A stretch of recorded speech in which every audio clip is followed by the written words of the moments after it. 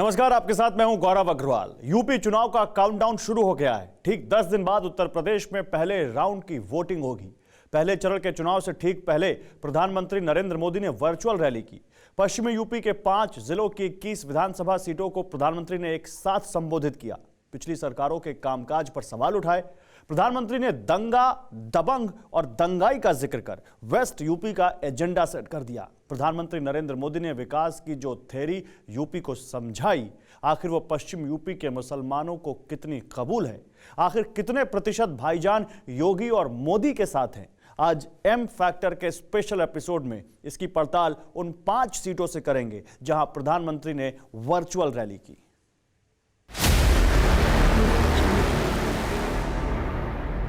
मां शाकंभरी के आशीर्वाद से मैं इस चुनावी अभियान की शुरुआत कर रहा हूं।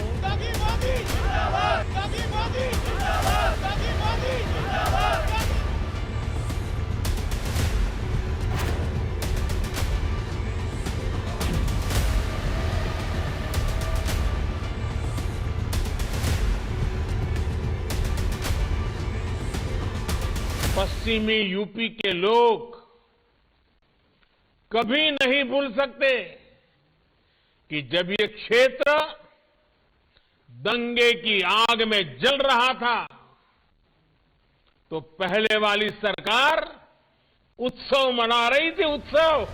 वर्चुअल रैली के मंच से प्रधानमंत्री नरेंद्र मोदी बोल रहे थे। वेस्ट यूपी की 5 जिलों की 21 विधानसभाओं में भाषण का लाइव टेलीकास्ट हो रहा था। बिना किसी का नाम लिए पुरानी सरकारों की रीति नीति और नियत पर प्रधानमंत्री नरेंद्र मोदी ने मुद्दों की मिसाइल दागी। हमारा काम और उनके कारनामे, ये सब देखकर इस बार भी यूपी की जनता भाजपा को भरपूर आशीर्वाद देने आ रही है। काम बनाम कारनामों का फर्क समझाकर प्रधानमंत्री नरेंद्र मोदी ने वेस्ट यूपी का एजेंडा सेट कर दिया। इस बार पहले से भी ज्यादा मतों से भाजपा को विजयी बनाएंगे। करीब 40 मिनट तक प्रधानमंत्री नरेंद्र मोदी भाषण देते रहे। डबल इंजन की सरकार और योगी यूपी के लिए क्यों उपयोगी है, इसकी थ्योरी समझाते रहे। 33 लाख से ज्यादा घर बनाकर गरीबों को दिए हैं। ये 33 लाख गरीब इन 5 सालों में लखपति बने हैं कि इनमें से ज्यादातर घर महिलाओं के नाम है। जो पैगाम प्रधानमंत्री नरेंद्र मोदी ने यूपी को दिया, वो पैगाम वेस्ट यूपी के मुसलमानों को कितना कबूल है? जो पहली बार मतदान करने जा रहे हैं वे तो उत्साह और उमंग से भरे हुए हैं। भाजपा की सरकार बना के लिए वो खुल करके भाजपा के साथ है। प्रधानमंत्री नरेंद्र मोदी ने जो कहा, उससे वेस्ट यूपी के मुसलमानों का मन कितना बदला? वेस्ट यूपी के मुसलमान आखिर किसे तख्ते लखनऊ सौंपेंगे और क्यों? इसकी पड़ताल आज हर उस विधानसभा सीट से करेंगे जहां प्रधानमंत्री नरेंद्र मोदी ने वर्चुअल रैली की। बात करनी है, बात कौन करे, दर्द से 2-2 हाथ कौन करे। नमस्कार, मैं हूं श्रीनिवास और आज एम फैक्टर के इस विशेष एपिसोड में बात करेंगे पश्चिमी उत्तर प्रदेश के 5 जिलों के उन भाईजान से जिनके साथ आज प्रधानमंत्री मोदी ने वर्चुअल संवाद किया। अब प्रधानमंत्री मोदी के इस वर्चुअल संवाद के बाद इन 5 जिलों के मुसलमानों का कितना बदला मिजाज और क्या कहता है इन 5 जिलों के मुसलमानों का सियासी मूड मीटर। पश्चिमी यूपी का आखिरी जिला है सहारनपुर। लकड़ी पर नक्काशी के लिए सहारनपुर दुनिया में मशहूर है। 7 विधानसभा सीट वाले सहारनपुर में 6 जगहों पर प्रधानमंत्री नरेंद्र मोदी का वर्चुअल पैगाम पहुंचा।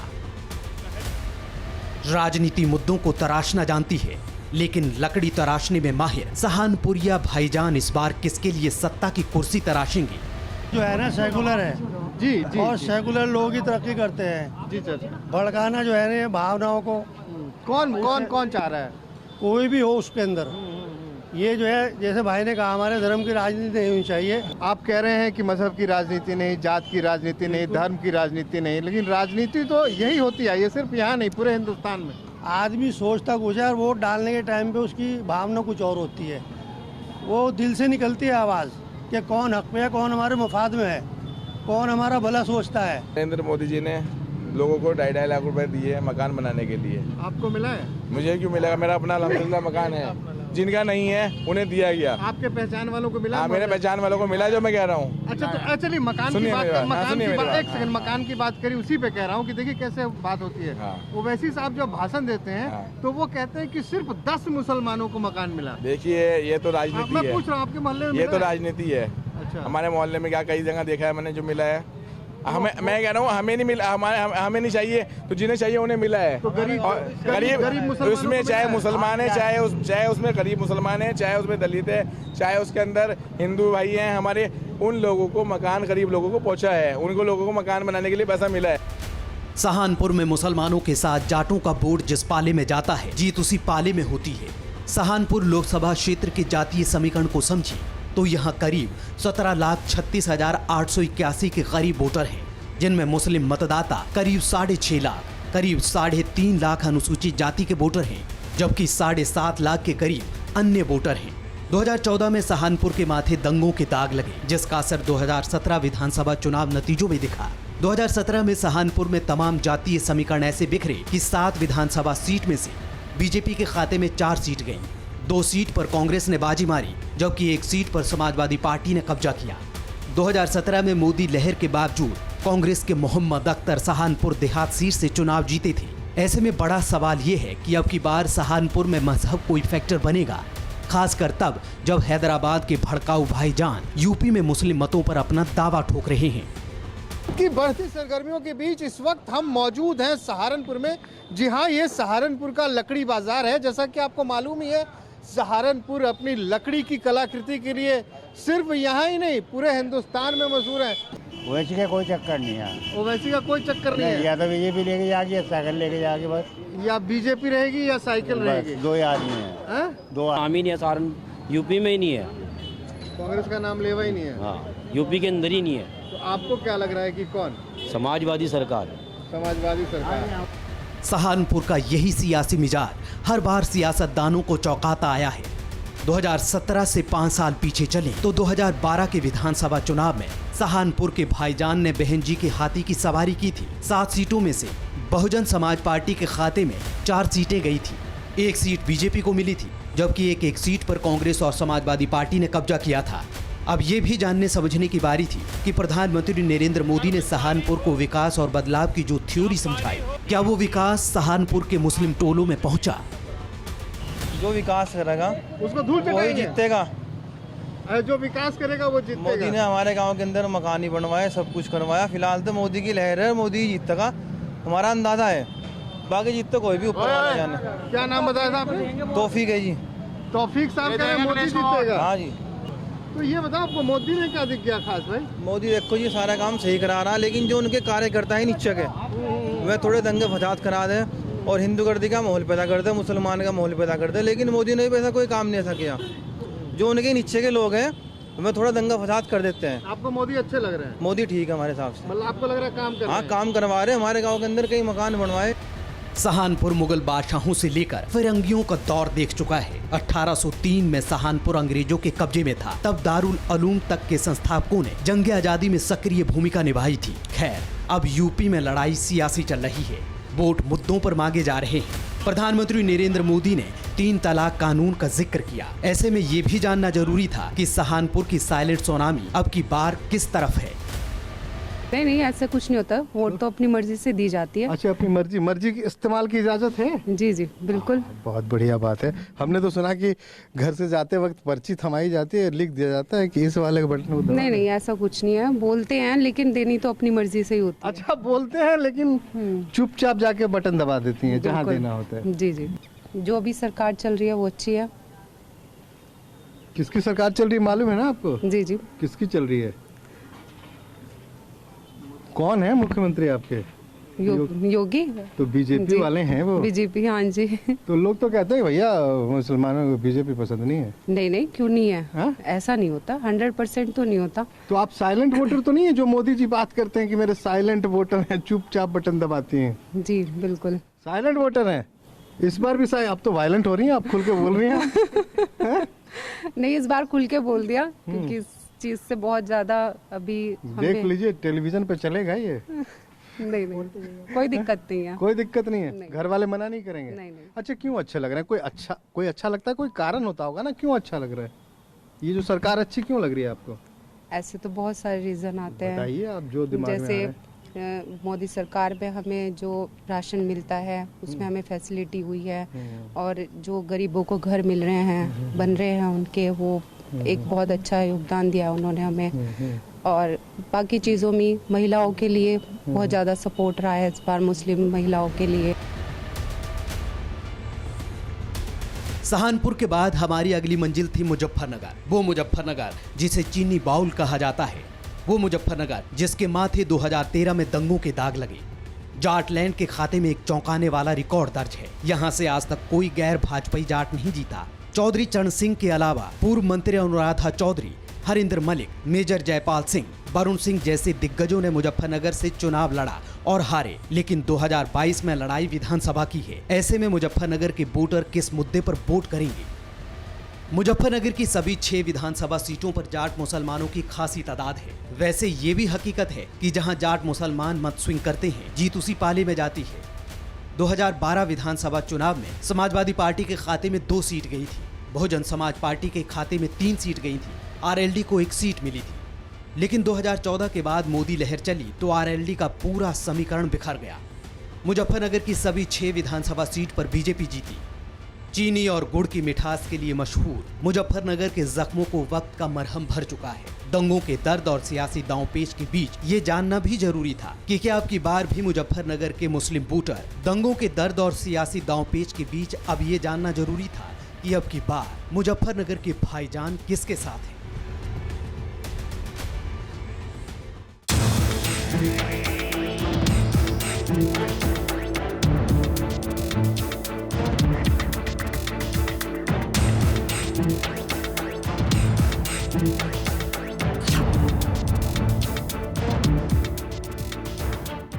जैसा मिजाज, जैसे तेवर, जैसा क्रांतिकारी इतिहास मुजफ्फरनगर का है, ठीक वैसा ही शामली जिले का है।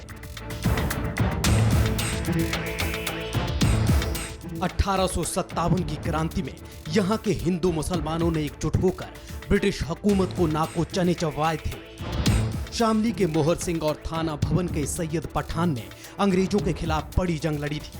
इतिहास से वर्तमान में आए तो शामली में शोर चुनावी जंग का है। ऐसे में शामली के मुस्लिम टोलों में हवा किसकी है, अब ये जानने की बारी थी। अपने सवाल के जवाब को ढूंढते हुए आज हम फैक्टर का कारवां शामली में मौजूद है। जी हाँ, जनपद शामली बहुत ही मशहूर है क्योंकि पास में ही कराना है और पलायन का मुद्दा बार बार हर मंच से उठाया जा रहा है और हम यहाँ मौजूद हैं खास करके मुस्लिम मतदाताओं से ये जानने के लिए कि आखिर उनके मन में क्या चल रहा है, क्या चल रहा है माहौल शामली का। हाँ? अब तो 10 तारीख को है ना। अब 10 तारीख को है, भाजपा जीतेगी शामली से एक तरफा। शामली के मुसलमान सियासत को बखूबी समझते हैं। गुड़ और चीनी के लिए मशहूर शामली को सियासत से अलग रखें तो इस शहर की पहचान पेपर, रिम, धुरा, माचिस प्रिंट और एल्यूमिनियम के साथ गैस चूल्हों के उद्योग से जुड़ी है। इन उद्योगों में बड़ी तादाद मुस्लिम कारीगरों की है। 2017 का विधानसभा चुनाव बीजेपी ने विकास के एजेंडे पर लड़ा था, जिसका असर चुनाव नतीजों में दिखा। शामली और थाना भवन सीट बीजेपी ने जीती थी, जबकि कैराना सीट से एसपी कैंडिडेट नाहिद हसन जीते थे। शामली जिले में 4,88,000 के करीब यूथ वोटर्स हैं, जिनमें युवा मुस्लिम वोटर भी हैं। इस बार यही युवा वोटर्स चुनाव का रुख पलट सकते हैं। इन्हीं वोटर्स का जिक्र प्रधानमंत्री नरेंद्र मोदी ने भी किया। ऐसे में शामली की युवा मुस्लिम पीढ़ी किससे मुतमईन है? मीडिया बना अब योगी जी हम इस बात को नहीं मानते। हमारा मकसद इस बात से है, जो भी काम हो रहा आम आदमी को रोटी, कपड़ा और मकान, तो वो तो कह रहे हैं कि अयोध्या हो गया, मथुरा, काशी। अजी वो ये तो सब राजनीति है, ये कुछ नहीं होता। ये तो कहते हैं कोई नहीं, ये तो और हो भी जाओ, बहरहाल हो भी जाओ, उससे हमारे पे क्या फर्क पड़ना। हमें तो रोटी तो खानी, हमें मंदिर में मस्जिदों में जाके वहां से बिस्तर लगाने अपने, हमें तो रोटी तो चाहिए, वो हमें मिल रही।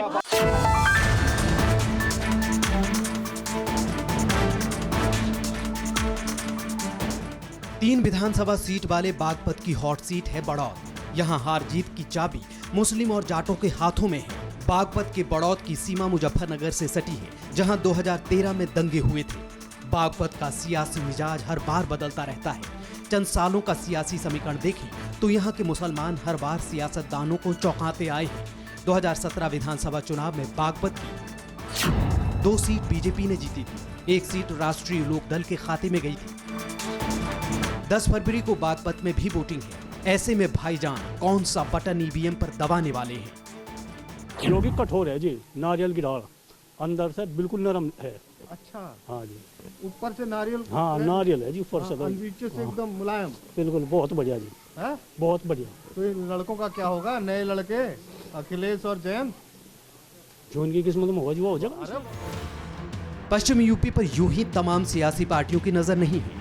तख्ते लखनऊ का रास्ता पश्चिमी यूपी से होकर ही गुजरता है। जाट मुस्लिम वोटर यहाँ निर्णायक भूमिका में है। 2017 विधानसभा चुनाव में पश्चिम यूपी की 136 सीट में से 109 बीजेपी ने जीती थी, जबकि 20 सीटें समाजवादी पार्टी के खाते में गई थी। वहीं कांग्रेस को 2 सीट, बहुजन समाज पार्टी को 3 सीट, जबकि आरएलडी के खाते में 1 सीट गई थी। ऐसे में बेस्ट यूपी के खातून इस बार किसके साथ है, इसका भी जवाब बागपत के पड़ौद में मिला। सर मैं तो ये कहती हूँ कि योगी सर आएंगे। मैं वोट देनी है अखिलेश को ही। लीजिए, ये योगी कह रहे हैं, आप अखिलेश को। जी हमें अपने मन का वो है, इन्हें अपने मन का वो है। हम अखिलेश को देता है, पहले से अखिलेश को देंगे। ये कह रही हैं कि मेरा वोट योगी को, और ये कह रही है इनको पैसा मिल गया, हमें नहीं मिला, तो पैसे पे वोट देंगे। और क्या, तो पैसे पे चल रहे वोट देने के लिए, हम पैसे पे नहीं चल रहे। हम पैसे के लिए वोट नहीं देते जी। आपको भी पैसे मिल गए? नहीं, हमें नहीं, हमें जरूरत ही नहीं है पैसे की। हमें तो जरूरत नहीं जी पैसे की, हमें तो अखिलेश की जरूरत है। अखिलेश की जिताने की जरूरत है, वे जीतेंगे अब की बार। महंगाई दुनिया भर से ज्यादा कर दी है इन्होंने। अच्छा, महंगाई मुद्दा है। हाँ जी, महंगाई भी हो है और बेरोजगारी इतनी हो रही है। लोग तो कह रहे हैं कि मजहब का मामला चल रहा है। नहीं, मजहब का मामला नहीं। तो आज के इस एपिसोड को यहीं विराम देते हैं। अगले एपिसोड में फिर कहीं और मुलाकात होगी। ये लोकतंत्र की खूबसूरती है। बने रहिए हमारे साथ। परवाह देश की, सोमवार से शुक्रवार रात 10 बजे TV9 भारतवर्ष पर।